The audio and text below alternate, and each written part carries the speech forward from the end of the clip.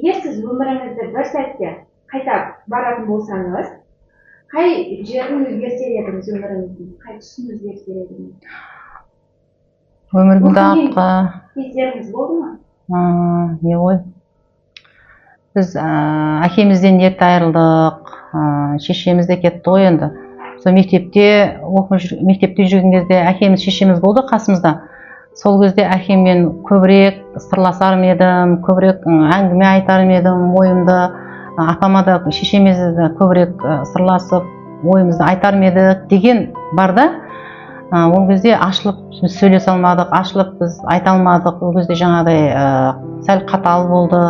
Қыз деген осындай болу керек деген сондайдан біз сәл не өстік андай. Қаталдықта өстік та енді. Емін еркін, қазіргі қыздар мысалы, қазіргі жастар емін еркін ғой. Біз ондай болмадық енді. Өйткені сондай заман болған екен. Көп нәрсені әкеме, шешеме айта алмадым. Негеден қайтып барсам, соның бәрін айтар едім деген ой бар.